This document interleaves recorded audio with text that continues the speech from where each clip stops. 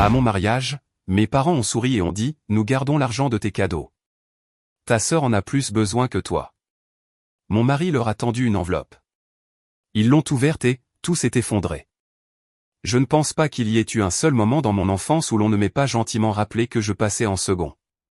Pas de manière dramatique, pas de réunion de famille où ils me l'ont expliqué noir sur blanc. Juste un goutte-à-goutte lent et silencieux. Un millier de petites instructions, de regards, de décisions qui murmuraient tous la même vérité. Ma sœur cadette, Brooke, était celle qui avait besoin de plus. Plus d'attention, plus de compréhension, plus de pardon. Et j'étais celle qui devait le lui donner. Si elle cassait quelque chose qui m'appartenait, ma mère, Diane, me regardait en soupirant. Elle est plus jeune, Catherine. Laisse tomber.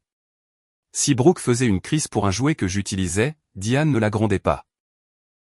Elle se tournait vers moi, presque doucement, et disait, tu sais comment elle est. Laisse-la la voir. Même quand je ne voulais pas, je le faisais. Parce que j'étais l'aîné. Parce que je savais mieux. Parce qu'il s'assurait que je comprenne que les émotions de Brooke comptaient plus que l'équité. Ça ne s'est pas produit d'un seul coup. C'est ce que les gens doivent comprendre. Ce n'était pas une trahison massive. C'était la construction lente et minutieuse d'un monde où mes besoins étaient toujours optionnels. Le schéma a commencé tôt et n'a jamais changé. Il est simplement devenu plus compliqué en grandissant. Ce qui avait commencé avec des jouets et des crises de colère s'est transformé en attentes et en règles qui n'étaient jamais appliquées de manière égale. Je n'étais pas seulement la grande sœur. J'étais le tampon, la réparatrice, celle qui pouvait encaisser. Et dans ce sacrifice quotidien et silencieux, j'ai commencé à disparaître. Je n'ai jamais crié à ce sujet. Je ne me suis pas rebellé, je n'ai pas jeté d'objets ou exigé d'être vu. Je me suis adapté. J'ai appris à naviguer autour des humeurs de Brooke comme si elle était une force de la nature. J'ai appris à offrir le silence quand je voulais parler, à céder avant que cela ne devienne une bagarre, à sourire quand je ne gagnais pas. Et le pire, c'est que je croyais que cela me rendait forte. J'ai porté cette croyance avec moi jusqu'à l'âge adulte, dans chaque choix que j'ai fait, dans la façon dont je mesurais ma propre valeur. Je pensais que si je pouvais juste maintenir le calme, porter le poids sans me plaindre, ils me verraient différemment. Ils ne l'ont jamais fait. À l'âge de 16 ans, cette entente tacite était devenue une loi. Si je voulais quelque chose au-delà du strict nécessaire, un téléphone, des vêtements décents, une chance d'indépendance, je devais le gagner moi-même. J'ai donc trouvé un travail le week-end. Puis des postes après l'école. Je remplissais des étagères, je nettoyais des tables, je tenais la caisse. Je travaillais parce que personne d'autre n'allait rien me donner. Et j'ai appris très tôt à ne pas demander. Mais quand Brooke a eu 16 ans, c'était différent. Elle n'a pas cherché de travail. Elle n'a même pas fait semblant de se soucier de l'argent. Le jour de son anniversaire, Rick, notre père, lui a tendu des clés de voiture, et Diane lui a tendu une carte de crédit. Concentre-toi sur tes études, ma chérie, a dit ma mère, en passant une mèche de cheveux de Brooke derrière son oreille, comme dans une publicité. On s'occupe du reste. C'était la phrase qui n'a jamais fait son apparition dans ma vie. On s'occupe du reste. Pour l'université, j'ai postulé à toutes les bourses que je pouvais trouver. Il me manquait encore de l'argent, alors j'ai emprunté. J'ai loué la chambre la moins chère que j'ai pu trouver. Je mangeais des pâtes en boîte 5 soirs par semaine et je travaillais à 2 petits boulots juste pour rester à flot. J'étais fatigué d'une manière que je ne savais pas expliquer, car personne ne me le demandait jamais. Brooke, pendant ce temps, est entrée dans une université privée. Pas seulement les frais de scolarité, mais le logement, les courses, les charges. Tout était couvert par Diane et Rick. Elle vivait dans un appartement ensoleillé hors campus avec des rideaux blancs et un balcon, et n'a jamais eu à sauter un cours parce qu'elle faisait un double service. Et quand j'ai interrogé Diane à ce sujet, une seule fois, doucement, sa réponse fut calme et simple. Brooke n'est pas aussi forte que toi, Catherine. Elle a besoin de plus de soutien. Cette phrase était la colonne vertébrale de leur logique, le fondement de chaque choix inégal. Peu importait à quel point je luttais. Ce qui comptait, c'est que je pouvais y survivre. Et je l'ai fait. C'était ça, le problème. Quand Brooke n'avait plus d'argent, il la renflouait. Quand elle a détruit sa voiture, ils l'ont remplacée. Quand elle a dépassé le plafond de sa carte de crédit en achetant des choses dont elle n'avait pas besoin, Rick a payé sans même froncer les sourcils. Quand j'ai été frappé par une facture médicale surprise, urgente, terrifiante, j'ai appelé à la maison, le cœur battant, en pensant, peut-être juste cette fois. Diane a soupiré et a dit, j'aimerais qu'on puisse t'aider, ma chérie, mais les temps sont durs en ce moment. Tu t'en sortiras. Je m'en suis toujours sorti, et ils m'ont toujours laissé faire. Finalement, j'ai arrêté de demander, pas seulement de l'aide, mais de l'attention, des soins, de la reconnaissance. J'ai cessé de m'attendre à être quelqu'un pour qui il fallait s'inquiéter. Et d'une certaine manière, cela leur a rendu les choses plus faciles. Quand Dan Meyers m'a demandé en mariage, je n'ai pas pleuré. J'ai ri, non pas parce que je m'en fichais, mais parce que je ne m'attendais pas à ce que quelqu'un me choisisse avec une telle certitude. C'était un moment calme, juste nous deux, par un après-midi pluvieux. Et d'une certaine manière, j'ai eu l'impression d'être enfin vu. Pendant les premières semaines, j'ai vécu dans cette chaleur. Planifier le mariage semblait surréaliste, comme si j'étais entré dans la vie de quelqu'un d'autre. Une vie où je pouvais être le centre de quelque chose sans culpabilité. Mais à mesure que la date approchait, quelque chose a changé. Subtil au début. Diane, ma mère, a commencé à soupirer de sa manière étudiée. Chaque fois que nous mentionnions le coût du traiteur ou des fleurs, elle penchait la tête, sa voix douce légèrement mesurée. Les mariages coûtent si cher de nos jours. C'est vraiment dommage de dépenser autant pour une seule journée. Elle n'essayait pas de m'en dissuader. Elle voulait juste que je me sente coupable d'être célébré. Rick, mon père, était plus silencieux, mais non moins précis. Nous avons fait quelques sacrifices ces derniers temps, a-t-il dit un soir, regardant par-dessus son verre de vin. Les choses ne sont plus aussi faciles qu'avant, mais tu sais, on fait ce qu'on peut.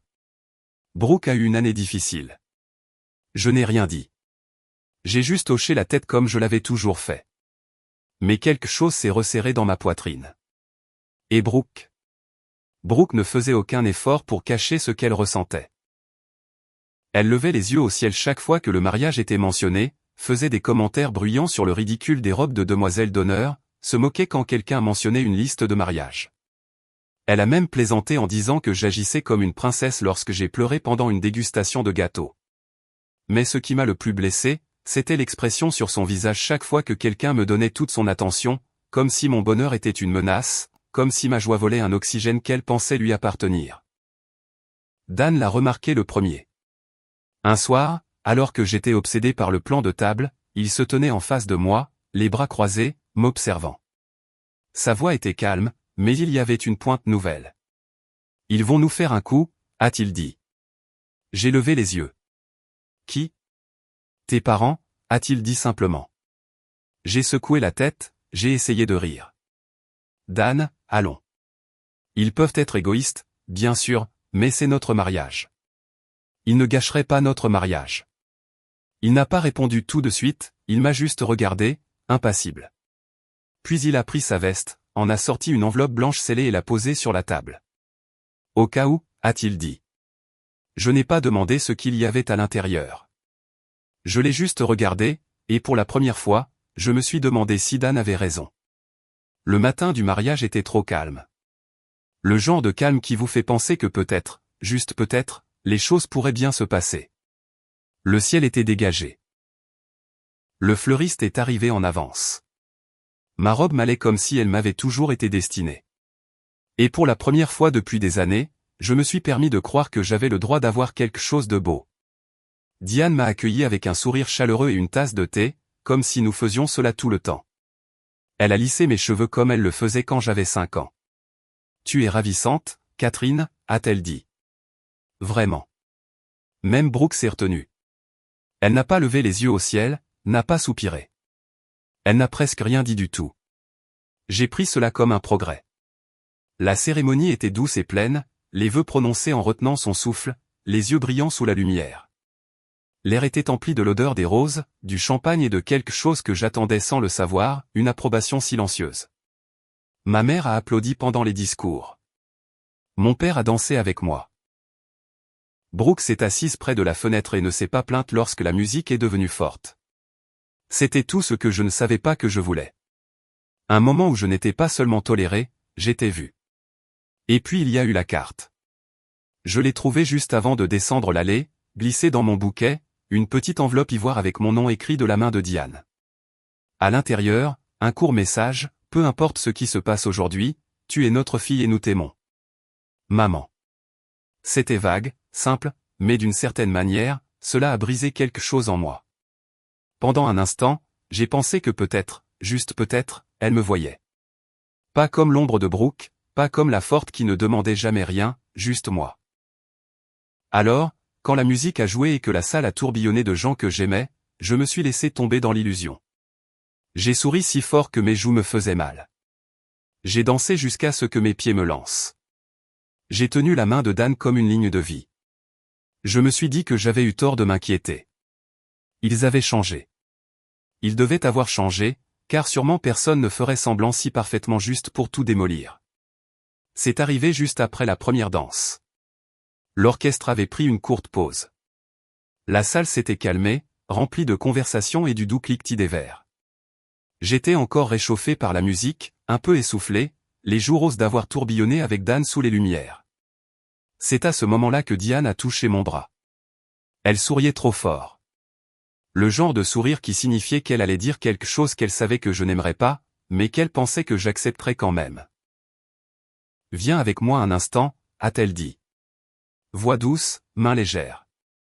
Je l'ai suivie dans un coin près du bar, loin des invités, où les bougies vacillaient.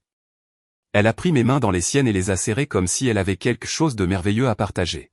« Tu es radieuse », dit-elle, presque dans un murmure. « C'est une soirée charmante. » J'ai attendu. La pause n'était pas fortuite. Elle était délibérée. Puis elle s'est penchée, sa voix assez basse pour que personne d'autre ne l'entende. « Nous gardons l'argent de vos cadeaux. Brooke en a plus besoin que vous. » Pendant un instant, je n'ai pas pu parler. J'ai cru que j'avais mal compris, qu'elle avait dit tout autre chose, quelque chose d'inoffensif. Mais la façon dont elle continuait de sourire, comme si elle venait de me donner une bénédiction, m'a dit que j'avais entendu parfaitement. « Pardon », ai-je finalement demandé. Elle a soupiré comme si c'était difficile pour elle. « Ma chérie, tu n'en as pas besoin », a-t-elle dit. « Tu as Dan maintenant. Vous construisez une vie ensemble. Brooke a des difficultés, et il est juste qu'elle reçoive un peu d'aide. » Mes doigts étaient devenus froids. Le bourdonnement de la réception s'est estompé en un faible drone derrière moi. Je tenais toujours ses mains, et je détestais ne pas m'être encore retiré. « Cet argent ne vous appartenait pas », ai-je dit. Ma voix est sortie basse, plate. Diane a cligné des yeux une seule fois.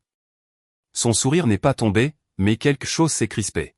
« Nous sommes tes parents », a-t-elle dit, comme si cela expliquait tout. Dans cette famille, on s'entraide. C'est là que j'ai compris. Ce n'était pas un malentendu. Ce n'était pas un aveuglement temporaire ou un manque de jugement. C'était exactement ce qu'elle croyait, que j'étais une ressource à exploiter, que les besoins de Brooke l'emporteraient toujours, toujours sur les miens.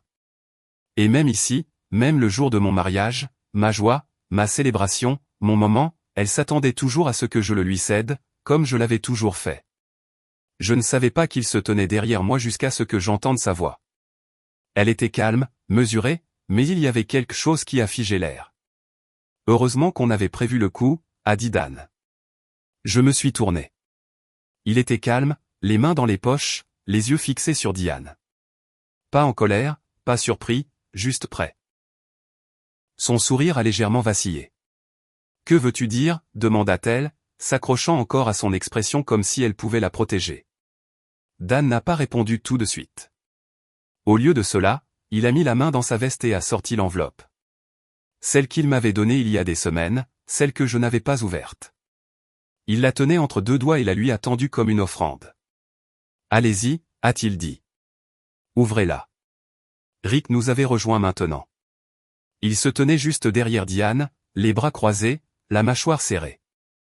Ses yeux se sont plissés sur Dan comme s'il le jaugeait, mais il n'a rien dit. Diane a hésité, puis a pris l'enveloppe avec une grâce soigneusement étudiée. Elle a glissé un ongle sous le rabat et a sorti une pile de papier. Je l'ai regardé parcourir la première page. Ses mains ne tremblaient pas. Pas encore. Mais j'ai vu l'immobilité de son visage, la tension autour de sa bouche, la façon dont son souffle s'est coupé à mi-chemin du deuxième paragraphe. Rick s'est penché pour lire par-dessus son épaule. J'ai vu son front se plisser. Qu'est-ce que c'est que ce bordel? Demanda-t-il. La voix de Dan ne s'est pas élevée. Elle n'en avait pas besoin. C'est une déclaration légale notariée, a-t-il dit. Signée il y a 3 semaines. Elle stipule que tous les cadeaux de mariage, monétaires ou autres, sont légalement la propriété de Catherine et de moi. Diane a cligné des yeux. Dan a poursuivi. Toute tentative de retenir, de rediriger ou d'accéder à ces fonds sans notre consentement constitue un vol et sera poursuivi en justice. Le silence qui a suivi était assez épais pour vous étouffer. Diane me regardait maintenant, non pas avec douceur, non pas avec cette condescendance douce, mais avec une lueur de quelque chose que je n'avais jamais vu en elle auparavant, l'incertitude. Vous ne nous traîneriez pas en justice, dit-elle à peine au-dessus d'un murmure. Nous sommes de la famille. Dan a souri, un sourire petit et contrôlé. Oh, si, je le ferai, a-t-il dit. Et il le ferait. Je pouvais le voir dans sa façon de se tenir. Pas provoquant, pas en colère, juste inébranlable. Il avait tracé une ligne, et il ne les laisserait pas la franchir. La bouche de Rick s'est ouverte, puis s'est refermée. Je n'ai pas parlé. Je n'en avais pas besoin. Pour une fois, ce n'était pas moi qui expliquais, défendais ou adoucissais le coup. Je me suis juste tenu à côté de mon mari et je les ai laissés méditer sur la réalité à laquelle ils ne s'étaient jamais attendus, qu'ils avaient poussé trop loin et que quelqu'un, enfin, ripostait. Le silence n'a pas duré longtemps. Brooke s'est avancé, ses talons claquant trop sèchement contre le sol. Son visage était rouge, les lèvres serrées, les yeux grands ouverts d'incrédulité. Elle regardait l'enveloppe dans la main de Diane et l'expression indéchiffrable sur le visage de Dan. Puis elle a craqué. Ce n'est pas juste.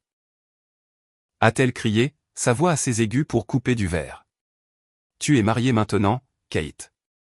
Tu n'as même pas besoin de cet argent. Tu as un mari, un avenir, tout, et moi je n'ai rien. Sa voix montait plus haut à chaque mot, chaque phrase plus haletante que la précédente. Je suis en difficulté. Et tu t'en fiches complètement. Je n'ai pas répondu. Je l'ai juste regardé. Et pour la première fois, je n'ai pas ressenti de colère. Je n'ai pas ressenti de choc.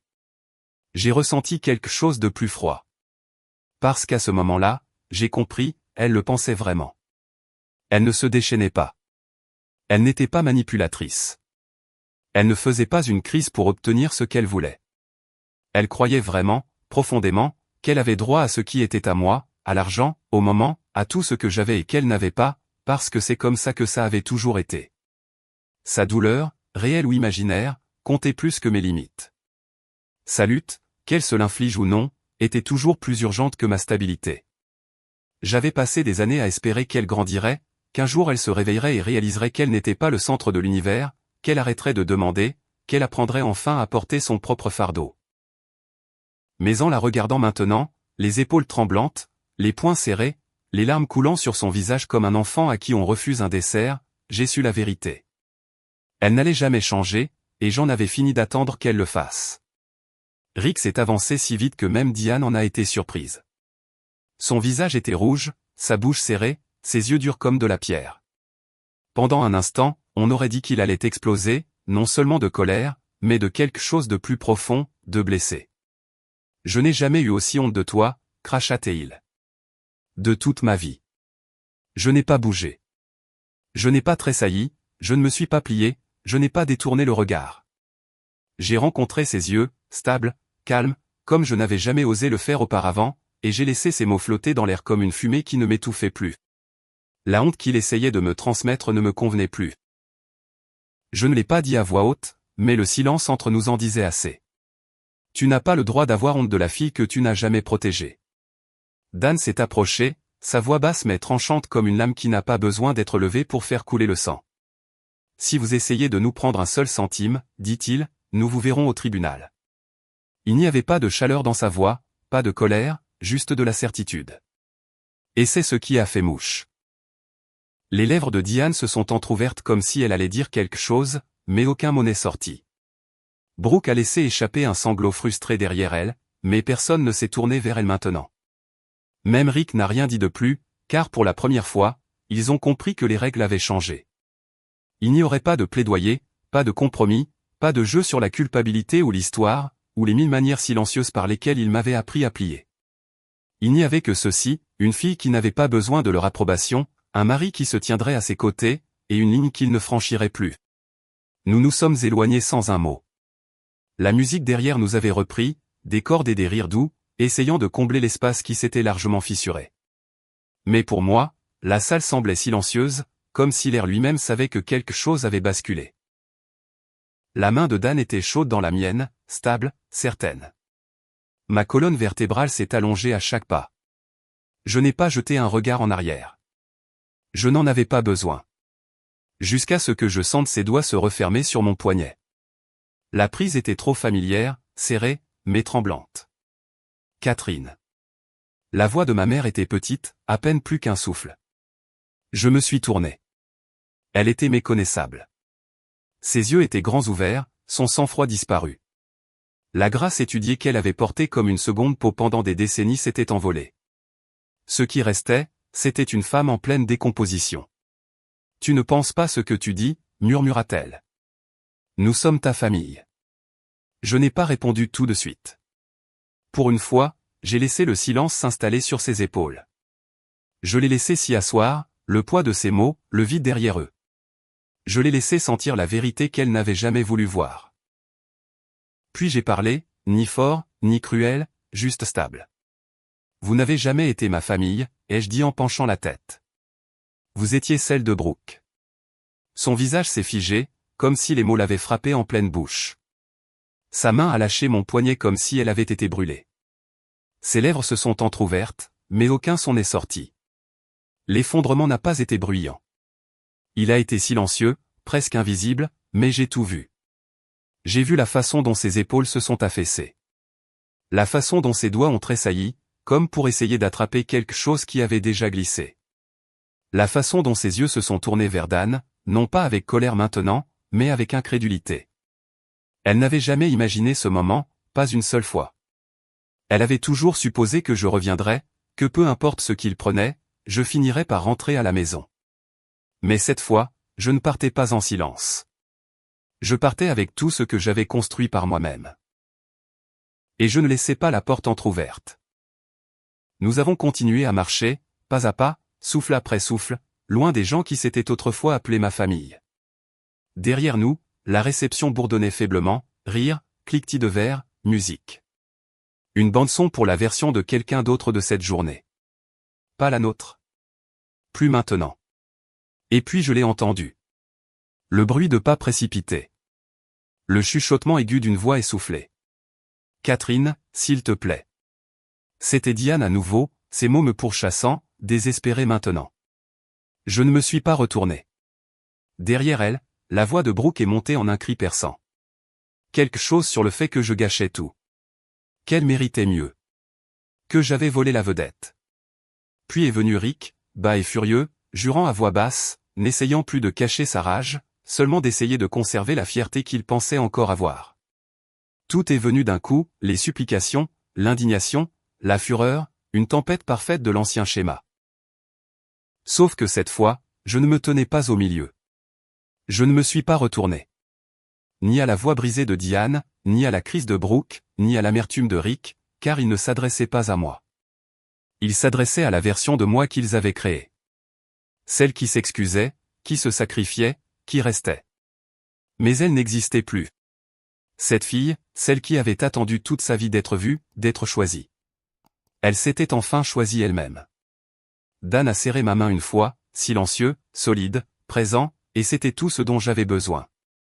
J'ai continué à marcher. Au-delà des voix, au-delà des décombres, au-delà des années que j'avais passées à mendier des miettes. Je n'avais pas besoin d'un dernier mot. Je n'avais pas besoin de vengeance. Je n'avais même pas besoin de tourner la page. Certaines choses ne se terminent pas par une confrontation, mais par un silence. Si définitif qu'il ne laisse rien derrière lui. Et dans ce silence, j'ai trouvé la paix. Il n'y a pas de section suivante. C'est ici que l'histoire se termine. Pas de confrontation, pas de vengeance. Juste une femme qui est enfin partie pour de bon.